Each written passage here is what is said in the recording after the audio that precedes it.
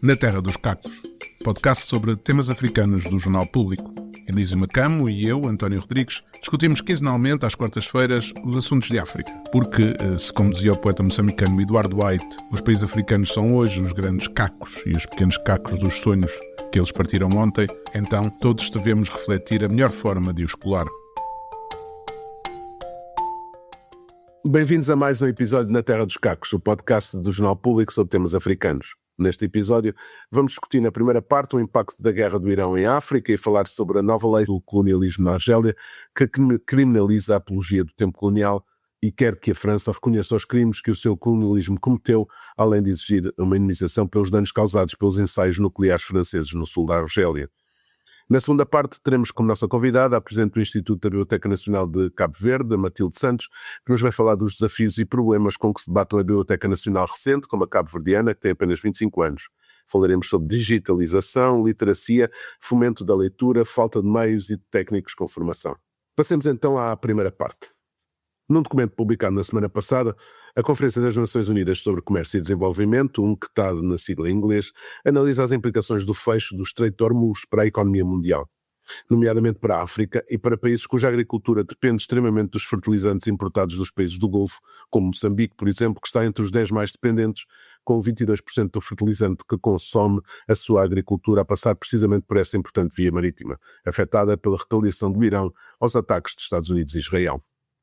Quando os preços do petróleo sobem, normalmente também sobe o preço dos fertilizantes e o preço dos alimentos. E neste momento, não só o barril de petróleo disparou e superou os $100 o barril, como o preço do transporte do crudo e combustíveis se tornou mais caro, atingindo níveis históricos. Como se lê no relatório, e abro aspas, muitos países em desenvolvimento já enfrentaram elevados encargos com o serviço da dívida, uma capacidade orçamental limitada e restrições no acesso ao financiamento. Neste contexto, o aumento dos custos da energia, dos transportes e dos alimentos pode pressionar as finanças públicas e aumentar a pressão sobre os orçamentos das famílias, podendo intensificar as tensões económicas e sociais. Isto é particularmente problemático em economias fortemente dependentes da importação de energia, fertilizantes e alimentos básicos. Claro que para um país produtor de petróleo como Angola, altamente endividado, o preço do barril acima dos $100 pode trazer algum sustento orçamental capaz de aliviar um pouco as contas públicas. No entanto, como o país é extremamente dependente das importações, o mais provável é que aquilo que a guerra dá com uma mão, a subida do preço do petróleo, tire com a outra a subida dos alimentos. Professor, o último que as economias africanas precisavam depois da pandemia e de uma guerra na Europa, de uma guerra na Palestina, era mais uma guerra no Médio Oriente. É, mais uma guerra. Mas pior, uma guerra no Médio Oriente com todas essas implicações que tem, de facto. E a ironia de tudo isto é que mesmo quem poderia potencialmente beneficiar, como por exemplo Angola com a subida do preço do petróleo, não beneficia assim tanto se a gente tomar em consideração o quadro geral. Então, esta é de facto uma guerra que veio no momento errado. E como sempre nos apanha, sempre apanha os países africanos desprevenidos, né? Por exemplo, há um pormenor aqui muito interessante.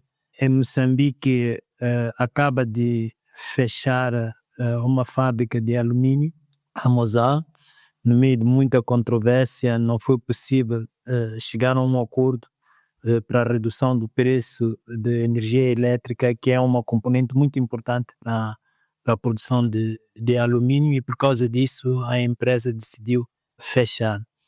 E o governo não se esforçou muito na procura de soluções para manter a empresa lá, e com ela desapareceram diretamente 6.000 empregos, né? E algumas pessoas acham que empregos indiretos devem andar aí à volta de 22.000 e por aí fora. Bom, esses são detalhes. O que é interessante é que agora, por causa da guerra, como uma boa parte do alumínio vem do Golfo, né, o preço do alumínio disparou, né? Sim. E Moçambique não vai poder aproveitar isso aí, né? Pronto, e não quero agora comentar a questão da Mosal, dessa fábrica de alumínio e de Moçambique, né? Mas é simplesmente para dizer que o que é curioso quando acontecem essas coisas é que elas sempre apanham os países africanos desprevenidos. nunca estão numa posição de poder tirar proveito. Eu não estou a dizer que a gente tem que beneficiar do infortúnio dos outros. Eu estou aqui a levantar uma questão política muito séria, né? O nível de preparação dos governos africanos. Sim, até porque um conflito no Irão já era mais previsível há uns meses, não é? Portanto, este aumento da tensão, esta pressão de Israel sobre os Estados Unidos para aproveitar neste momento que o regime iraniano estaria mais fraco para atacar, era algo que os governos poderiam antecipar, ou seja, poderiam ter isso em conta, não? Sim, sim, sabe, e por questões mesmo muito diretas e importantes, né? Tem a questão naturalmente do petróleo e dos fertilizantes, mas também tem a questão do turismo, porque uma boa parte do turismo mundial agora era praticamente abocanhado pelos países do Golfo. E sabe, um dos grandes problemas do turismo em África pode ter a ver com a infraestrutura, com o preço dos voos e por aí fora. Mas, sabe, com um pouco de preparação, dava-se aqui uma alternativa, por exemplo, a muita gente que, apesar de tudo, vai querer passar férias em algum sítio. E mesmo nos nossos países, eu creio que em Moçambique, em Angola, há muita gente que vai passar férias no Dubai, por exemplo. Mas isso não vai reverter a favor do turismo nacional, por exemplo. Então, Sim. sabe, esse tipo de coisa. Mas talvez referir a uma outra questão, António, que não está diretamente ligada à economia, mas me parece muito importante. Está muito ligada à questão política, à questão da governação.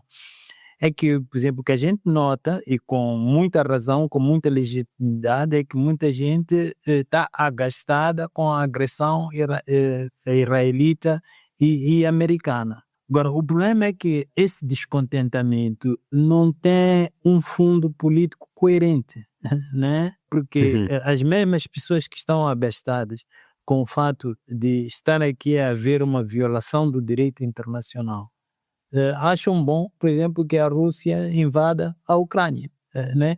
E não estou a levantar a questão de saber se faz mais sentido invadir a Ucrânia do que o Irão. Estou a levantar a questão mais importante de saber qual é a nossa posição política em relação a estas questões fundamentais, né? E como é que essa posição fundamenta a nossa abordagem de questões políticas internacionais. Porque como é que, por exemplo, um país africano vai condenar esta agressão? É uma agressão, vai condenar, mas foi hesitante em relação à condenação, por exemplo, da agressão russa. Né? E o que é que isto significa para a formação de uma vontade política dentro dos nossos países? Então tem esta questão também que vai para além da questão econômica, mas é fundamental porque tem a ver com a governação, tem a ver com a coerência política. Mas acha que, por exemplo, em relação a Moçambique, que é muito dependente dos fertilizantes do Golfo, acha que isso poderá ter implicações em termos de novos protestos? Talvez não da dimensão daqueles protestos pós-eleitorais, mas de alguma dimensão considerável?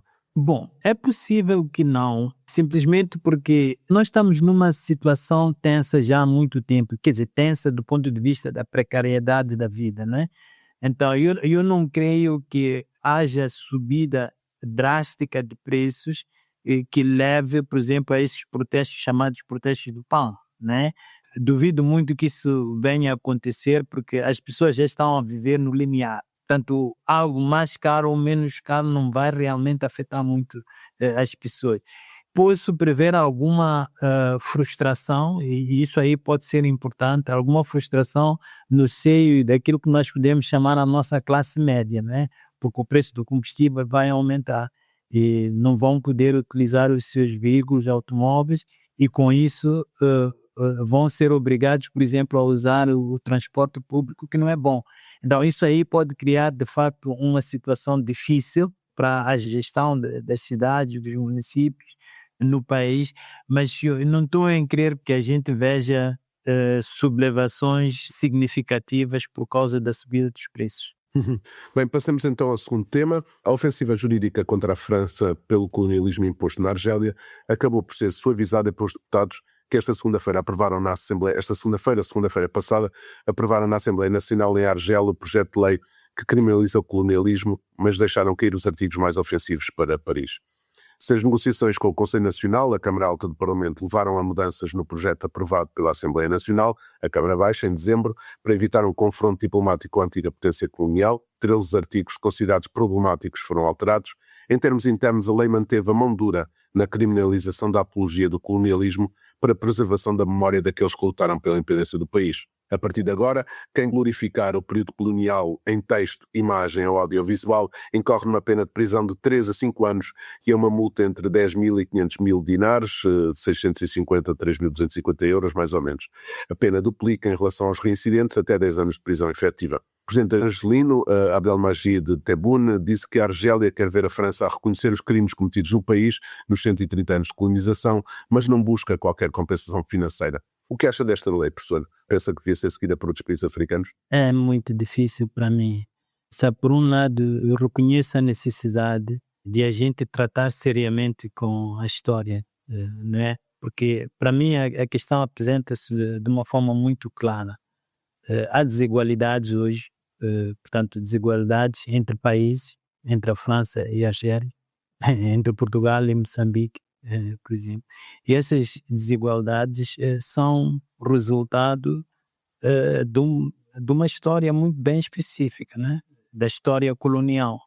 Então, mesmo do ponto de vista ético, faz sentido que se procura aplicar uma espécie de justiça distributiva, né? Portanto, que uma justiça que procure eliminar desigualdades que são o resultado de um dano que foi causado no passado. Então, isso tudo faz sentido filosoficamente, mas do ponto de vista prático é muito complicado fazer isso aí, porque depois, pronto, levanta-se o problema de saber se a França de hoje é a França de ontem, se os franceses de hoje são os franceses de ontem, e por aí fora, que a gente sempre pode contornar dizendo que há uma responsabilidade coletiva e há uma continuidade de instituições que por causa disso aí pode haver legitimidade em exigir reparações dessas pessoas. O que me preocupa e que me deixa assim reticente, por um lado, a imposição de uma verdade, né? Portanto, quando há penalização por alguém emitir uma opinião, o que se faz está a impor uma verdade. E eu percebo porque é que os argelinos fazem isso, percebo porque é que os alemães também fazem isso em relação ao Holocausto e não sei quantos. Mas eu sempre tenho uma certa reticência em relação a esse tipo de imposição. E é bom que a gente não esqueça que em 2005 a França também quis fazer algo idêntico, né? Houve uma lei que foi aprovada lá e que depois teve alguns artigos. O artigo 4 foi retirado pelo presidente Jacques Chirac na altura, que impunha, digamos assim, uma espécie de glorificação da colonização francesa, né, nos manuais de escola. Os franceses praticamente fizeram um contrário, né? Portanto, há este problema de que eu acho que a história não pode estar sujeita a este tipo de coisas. Mas, por outro lado, eu percebo porque é que o governo argelino vê a necessidade de colocar as coisas dessa forma drástica. Né? Talvez porque o diálogo não está a ser possível. Mas acha que, tal como acontece noutros países, uma lei deste tipo poderá ser depois usada também para perseguir politicamente algumas pessoas, tendo em conta que será sempre um delito de opinião, não é? É sempre passível de interpretação. Sim, o risco é sempre esse, e sobretudo em contextos onde o Estado de Direito não está consolidado, né? Onde as instituições ainda são vulneráveis à influência política. Isso pode acontecer, né? Quer dizer, a gente está a ver isso acontecer mesmo nos Estados Unidos, né? Onde algumas instituições estão a ser utilizadas justamente, né, para fazer política. Então, esse risco de facto existe e é uma das razões que me põe um tanto quanto reticente em relação à oportunidade desse tipo de intervenção por parte do Parlamento argelino. Mas isso não pode diminuir a importância que a preocupação argelina tem. E eu penso que há um caso que é muito mais concreto e onde, de facto, mesmo do ponto de vista penal, é muito claro a questão dos testes nucleares. O dano aí é claro, sabe? A decisão foi clara, os danos são claros e é possível documentar isso aí.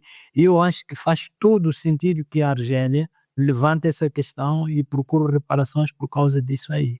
Sim, até porque a França deveria estar envolvida no processo de recuperação desses terrenos que continuam radioativos ainda hoje, não é? Quer dizer, desde os anos 60 que se mantêm radioativos. Há ainda marcas na população, embora aquilo seja o sul do deserto, mesmo assim há marcas Sim. na população, há problemas que se mantiveram por causa das radiações, mas por outro lado também os próprios franceses usaram os seus soldados para testar o efeito das bombas nucleares nos seres humanos também. Portanto, houve aí coisas que se violaram e muitos direitos humanos nesses testes nucleares franceses, também porque por a obsessão do general de Gaulle de ter arma atómica durante a Guerra Fria o mais rapidamente possível para garantir a segurança de França. É preciso sempre estar a olhar com os olhos de hoje para aquilo que se passava em 1960 ou 1961, é sempre perigoso, ou seja, é preciso ver a conjuntura também naquela altura, e as decisões políticas são sempre tomadas em função daquilo que se sabe e daquilo que são as prioridades na altura, não é?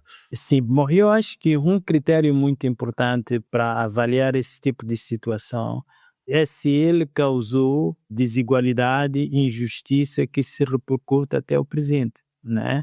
Por exemplo, se a família dos soldados que sofreram as sequelas dos testes ficou prejudicada, e isso é fácil de documentar, ficou prejudicada. Então, quando é assim, não há como o Estado francês se furtar a sua responsabilidade.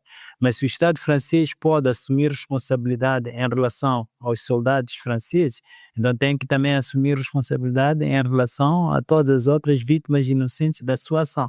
Portanto, nesse aspecto, eu acho que há sempre uma saída para contornar este problema do anacronismo, né? Porque ele é real, né? A gente não pode esquecer isso aí. Uhum.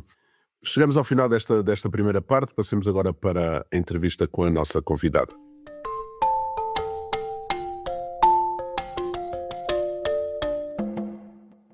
A historiadora Matilde Santos está à frente do Instituto da Biblioteca Nacional de Cabo Verde desde julho de 2021.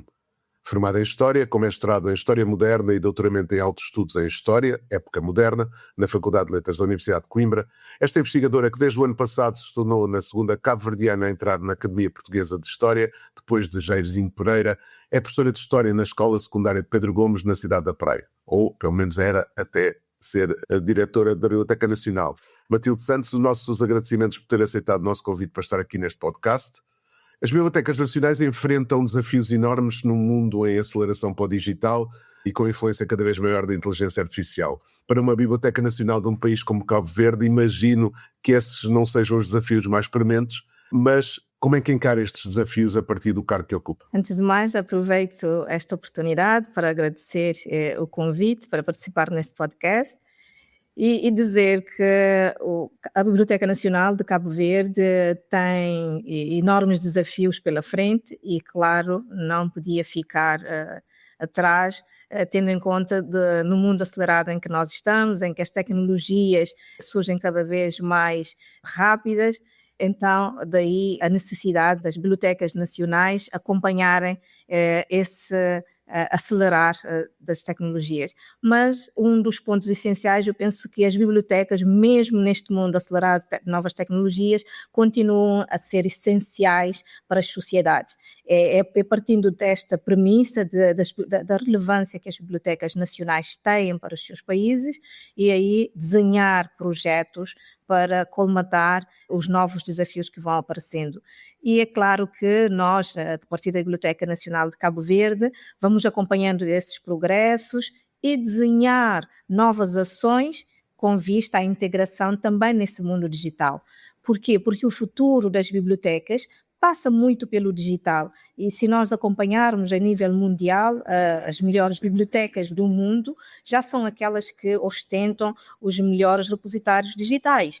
É claro que nós ainda estamos a caminhar, estamos a dar os primeiros passos para também vir a fazer parte desse mundo digital de uma forma mais eficaz, através de parcerias que vamos estabelecendo com as nossas congêneres em vários países que já estão mais avançados, como é o caso da própria Biblioteca Nacional de Portugal e de outras também, mesmo a nível da África ou Brasil, para ver se conseguiremos desenhar ações para acompanhar as tecnologias. Eu penso que é por aí que passa os desafios das bibliotecas nacionais, e Cabo Verde naturalmente estará nesse sentido a procurar caminhos para acompanhar esse progresso, procurando meios, mas esses meios serão sobretudo através de parcerias estratégicas com as nossas congêneres. Mas essa Biblioteca Nacional Digital ainda não existe em Cabo Verde.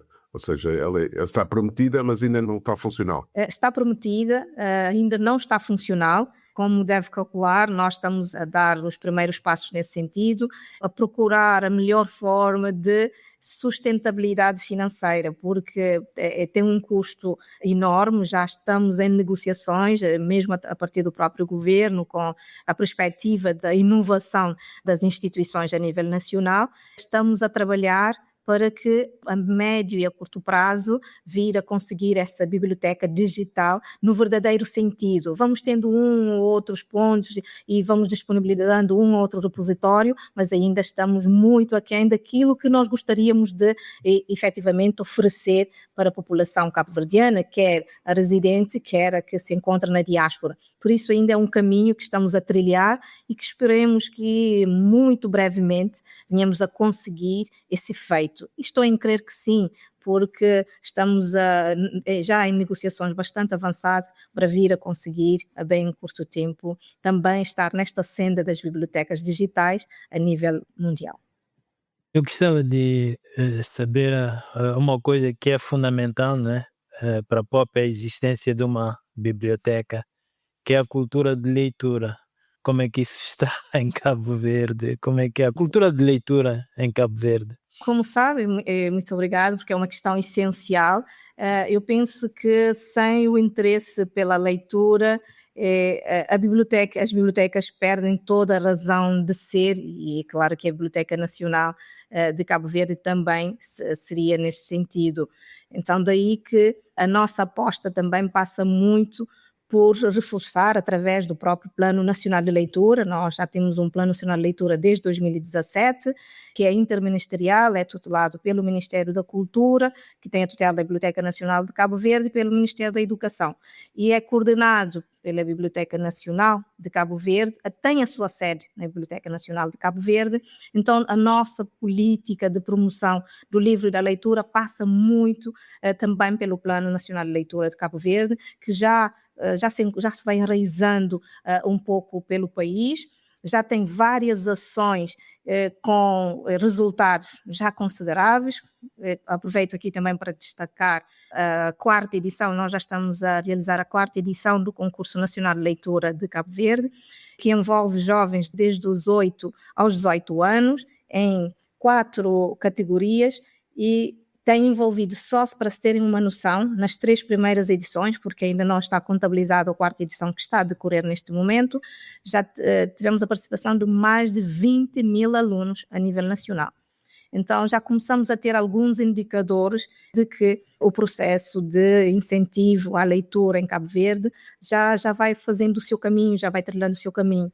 E nós, simultaneamente, vamos aproveitar para trabalhar também com os municípios, que estão mais próximos da população, e trabalhar não só com a população estudantil, mas com a sociedade no seu todo. E porquê? Porque nós acreditamos que a partir de casa, a partir da família, e o conjugar de sinergias na promoção da leitura é que vai fazer com que, efetivamente, venhamos a ter sucesso neste desiderato. Daí que, dentro do Plano Nacional de Leitura, para além do Concurso Nacional de Leitura, vamos implementar já nos próximos meses a Biblioteca Móvel. Vamos retomar esse processo da biblioteca móvel, porque como nós somos um arquipélago, temos muitas zonas ainda que não dispõem de bibliotecas, nem bibliotecas públicas, nem bibliotecas privadas, nem comunitárias, que é um fenómeno que está a crescer em Cabo Verde. Tem vindo a crescer as bibliotecas comunitárias, que são criadas ou por iniciativas privadas ou mesmo por iniciativas pessoais, pessoas particulares que nas suas localidades sentem essa necessidade, acabam por criar, às vezes com a ajuda não só das instituições públicas ou privadas, mesmo por iniciativas pessoais, acabam por implementar essas bibliotecas. Então, nós estamos em estreita articulação com as várias instituições, quer públicas, quer privadas, para ver se nós conseguimos aumentar esse nível de literacia a nível nacional. E através do próprio Plano Nacional temos lançado alguns concursos, e um deles é o Prémio Literário Manuel Lopes, que já este ano vai abrir a 3ª edição, e nos próximos dias vamos lançar 5 concursos no âmbito da promoção do livro e da leitura, com vista a reforçar esta política de promoção do livro e a democratização do acesso ao livro aos vários pontos do país. Por quê? Porque nós, na primeira edição do Concurso Nacional de Leitura, o que nós detectamos? A grande dificuldade dos jovens terem acesso aos livros. Nós estamos a dizer, não livros escolares, o livro não escolar. Havia muitas localidades em que tínhamos alunos inscritos no concurso e eles não tinham livros para ler. Então foi esse um dos desafios que nos incentivou, através de outras parcerias, por exemplo, com patrocínios da Cooperação Portuguesa, através do Instituto Camões, nós conseguimos, através da Grande Feira do Livro, que este ano vamos, após a retoma, já na sua 3ª edição, este financiamento, todo o valor reverte para o Plano Nacional de Leitura de Cabo Verde, e as obras remanescentes que não se venderam nas feiras são para atualizar o acervo das bibliotecas a nível nacional. Então, esse é um dos grandes propósitos e desafios nesse domínio da promoção do livro e da leitura, que é uma tarefa não só da Biblioteca Nacional, mas uma tarefa nacional, e estamos em crer que, através desta coordenação, a partir da Biblioteca Nacional de Cabo Verde, iremos a chegar a bom porto, promovendo essas ações que têm que ser o mais complexo possível, porque a leitura tem que ser promovida diariamente, ela tem que ser algo essencial para o desenvolvimento de todo o nosso intelecto. Eu fiz essa pergunta sobre a cultura de leitura porque, bom, acho que um dos efeitos dessa cultura é a forma como ela influencia a nossa atenção, né? O hábito de prestar atenção a alguma coisa, porque o grande contraste agora é com o que acontece com a digitalização, não é? Com as redes sociais. As pessoas leem muito, mas ao mesmo tempo pouco, né? Porque são textos curtos e então não tem a mesma qualidade que um livro tem, de prender a atenção de uma pessoa durante muito tempo. Então, o que eu queria saber é se vocês têm consciência disso, de que, de facto, uma das coisas que a Biblioteca Nacional pode fazer é realmente cultivar também a atenção, ou se acham que esta é uma batalha perdida, sobretudo ao nível dos jovens? Pelo contrário, nós temos uma percepção bastante diferente daquilo que se tem falado, sobretudo em Cabo Verde, pela nossa experiência, muito de forma empírica, em que os jovens não leem, os jovens cada vez mais leem só pequenos trechos. Nós, pela experiência que temos tido no terreno, a resposta é precisamente ao contrário. E neste momento estamos a trabalhar juntamente com as universidades e mesmo com outros parceiros nossos para fazer mesmo um estudo para avaliar os níveis de literacia e a longo prazo, para termos um termo para se comparar. Porque até o momento nós não temos, pelo menos que eu conheça, nenhum estudo que fale sobre esses níveis de literacia em Cabo Verde. Então, tudo o que nós falamos é mais nesse sentido empírico. Os jovens leem cada vez menos, têm menos interesse. Nós, através do concurso nacional e outras ações de promoção do livro e da leitura, nós temos vindo a perceber este interesse para os jovens, porque inicialmente, por exemplo, na primeira edição nem sabiam, nós temos prémios bastante apetecíveis também, mas inicialmente nem sequer nós fizemos a questão na primeira edição de não anunciar quais seriam os prémios. E mesmo assim nós tivemos mais de 5.000 inscritos a nível nacional. E pela qualidade, nós temos vários vídeos que estão no YouTube dos vencedores, depois também poderei partilhar esses links convosco, para poderem perceber estes jovens quando chegam à final. Nós estamos de 5.000, nós vamos chegar à final, à grande final, em que temos o coletivo de júri que decide os vencedores de cada categoria. O nível de qualidade porque nós estamos a falar de um país em que tem duas línguas. Nós estamos a falar de um país bilíngue, nós temos a língua cabo-verdiana e a língua portuguesa, mas nós conseguimos ver o domínio dos jovens, a maioria deles das escolas públicas, o domínio da língua portuguesa, percebe-se, e isso só se consegue com a leitura, que não é algo que se cria ou que se inventa para aquele momento, é algo que está intrínseco às crianças e que vem de trás. Então, desde os mais novos até aos 18, nós conseguimos ver através dos níveis de elevada qualidade na prestação das provas, e fica mesmo muito difícil para o coletivo de júri, às vezes, decidir. Então, para mim, esses já são alguns indicativos. É claro que devemos continuar a fazer, há ainda muito a fazer, nós vamos sempre ter necessidade de reforçar, de incentivar a camada juvenil.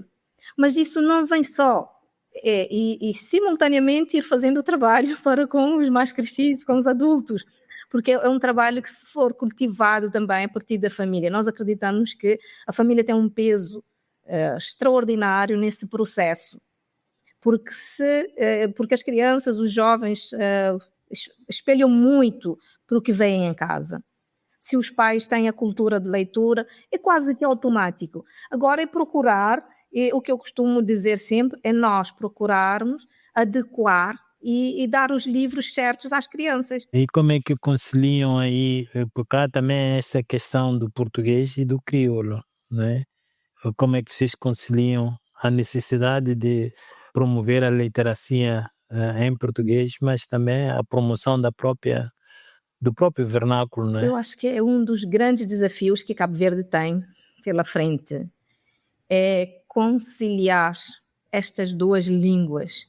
Nós temos uma população que usa verdadeiramente, assim, a nível oral, a língua cabo-verdiana ou crioulo, e quase que a nível formal a língua portuguesa, nas situações formais. Até o momento a língua cabo-verdiana ela ainda não é oficial, mas nós vamos tentando sempre usar as duas línguas, mas num concurso nacional de leitura, pela questão também da diversidade de obras que existem na língua portuguesa e pelas questões formais, nós até o momento temos usado apenas a língua portuguesa. Temos usado, também mas não há impedimentos de usar a língua cabo-verdiana. Por acaso tem calhado, porque é a língua formal com que nós contactamos, tem sido assim. Mas nós damos sempre abertura. Também já fizemos concursos de leitura apenas na língua materna, em que usamos apenas os livros escritos em crioulo, já o fizemos. Tivemos um grupo mais reduzido de alunos, mas também o próprio concurso era mais restrito, mas já o fizemos. E eu penso que o grande desafio do próprio Plano Nacional de Leitura é fazer com que os jovens e a própria população cabo-verdiana aproveite estas duas línguas em simultâneo. Eu penso que a riqueza de um país está na diversidade linguística desse país. Então, daí faz todo o sentido nós continuarmos a promover a língua cabo-verdiana, a língua materna e a língua portuguesa, que é a nossa língua oficial. São ambas parte da identidade cabo-verdiana. Então, é nesse sentido que também faz sentido continuarmos a apostar e a reforçar a leitura, seja em que formato for, seja em que língua for. Eu penso que o essencial da leitura é que ela aconteça, é que efetivamente os jovens leem. Podem ler livros em inglês, podem ler livros em francês, mas isso já quer dizer que o horizonte também é maior. Então é nesta linha que achamos fundamental a questão da promoção da leitura. E aí também vamos muito pela questão, agora passando por um ponto, que é a questão da formação. E a formação dos próprios técnicos que estão à frente da Biblioteca Nacional, os técnicos que vão participando nessas várias ações. Temos em mente, neste momento, através da parceria com a Biblioteca Nacional de Portugal, para a vinda de pelo menos 3 técnicos para um momento de estágio aqui em Portugal, para poderem reforçar a própria capacidade e depois, na prática, poderem desenvolver as suas competências com um grau de conhecimento maior. Então, eu penso que é uma conjugação de vários fatores que fazem com que a gente vença os desafios. A falta de técnicos é uma das carências que vocês têm? Ou seja, a formação de técnicos precisa sempre de ser feita no estrangeiro, não há formação de técnicos em Cabo Verde? Não, neste momento, tanto a nível da biblioteca, dos arquivos, dos museus, é uma das grandes carências. Já temos traçado um plano, porque não só a Biblioteca Nacional, o Arquivo Nacional de Cabo Verde e também o Instituto do Património de Cabo Verde, do Património Cultural, tem em mente a criação, juntamente com a Universidade de Cabo Verde, precisamente cursos nestas áreas. Não temos em Cabo Verde. Temos formações afins, mas os técnicos nossos foram todos eles formados fora de Cabo Verde. Eu queria voltar um pouco atrás quando falou das bibliotecas móveis, e a pergunta que eu queria fazer era, num país que são ilhas, não é? Como é que se consegue que uma biblioteca nacional que está numa ilha seja vista pelas outras ilhas como sendo também deles e não só daquela ilha principal? Como é que se vê? Vocês têm polos noutras ilhas? Como é que há esse acercamento à população? A pergunta veio mesmo a calhar. Sim, a biblioteca tem a sede na Ilha de Santiago, mas tem uma delegação na Ilha de São Vicente, apenas. A legislação permite a criação nas outras ilhas e está a ser trabalhado para esta ramificação. Mas como é que nós pensamos a biblioteca móvel? Nós vamos começar com duas. A primeira vai chegar já nos próximos meses, mas a segunda ainda este ano.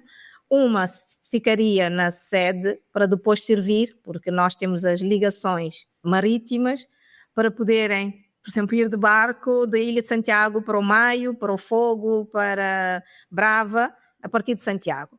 Ou seja, nós teríamos começávamos com uma na parte norte e outra na parte sul. Aquela que ficava na sede e a outra que ficava em São Vicente e depois servia as ilhas da parte norte.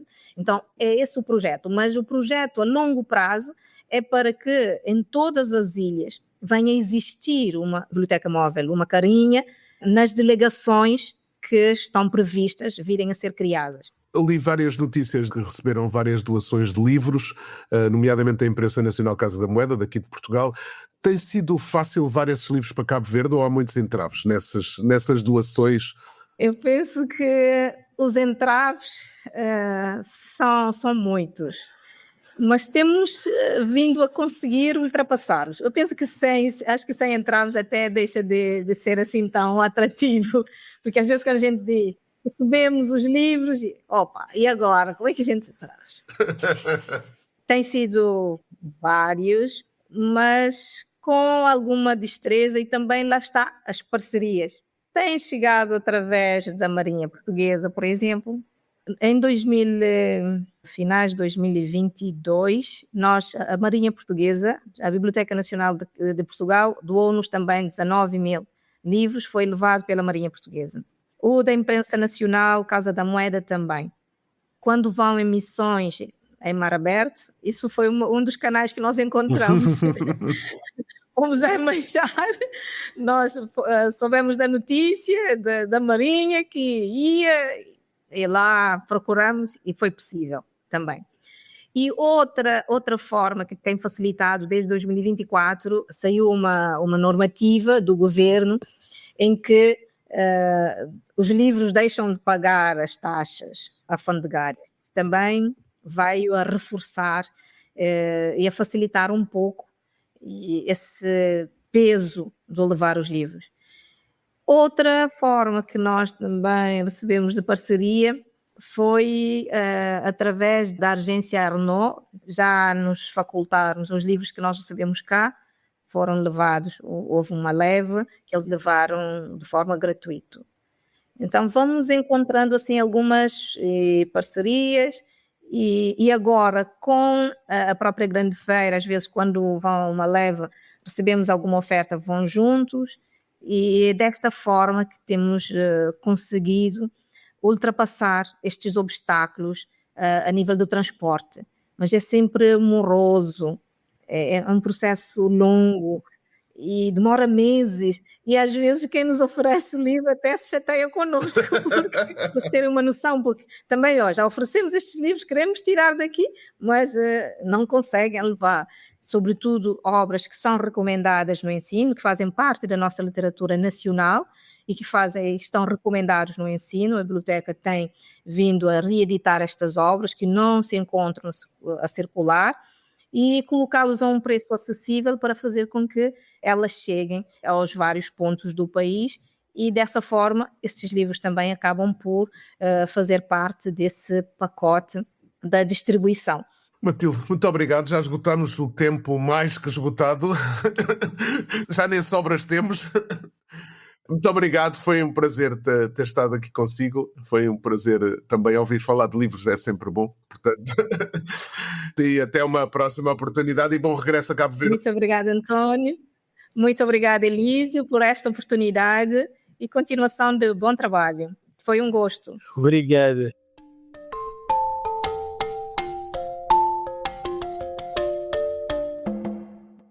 Estamos quase a chegar ao fim de mais este episódio na Terra dos Cacos, o podcast do Jornal Público sobre temas africanos. Mas não vamos terminar sem lhe deixar aqui as nossas sugestões.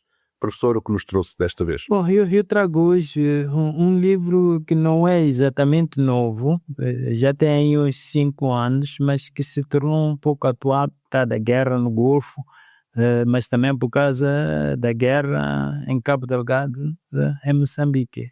E é um livro escrito por um investigador moçambicano, Rufino Sitoé, sobre o terrorismo em África.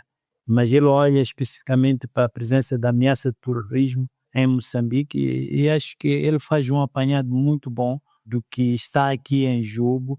Eu tenho o livro já há algum tempo, mas peguei no livro agora, sobretudo por causa do que agora se diz em Moçambique, que provavelmente Ruanda vai sair do país, né? Vai deixar de ajudar Moçambique na defesa da sua própria soberania e torna-se, por causa disso, interessante realmente perceber em que é que consiste esta ameaça que o Rufino chama assim de ameaça terrorista, né?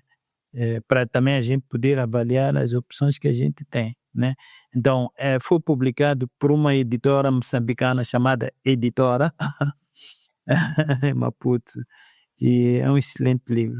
E o livro chama-se? Terrorismo em África, a presença da ameaça em Moçambique. Ok. Eu, pela minha parte, venho falar do espetáculo Buluco, do cabo-verdiano Djam Neguin. É uma mistura de teatro, dança, música e palavra com base em antigas lendas africanas sobre a origem do mundo. É um espetáculo para crianças e adultos cheios de aventuras, que sobe a palco no Teatro do Bairro, em Lisboa, este sábado e domingo, dias 21 e 22 de março, às 16 horas. Deixadas as sugestões, só nos resta agradecer pelo tempo que nos dispensou. Espero que volte à nossa companhia daqui a 2 semanas para o próximo episódio. Até lá, um bem-aja. Professor, como sempre, foi um prazer falar consigo. Um abraço. Um abraço e melhoras já. Obrigado.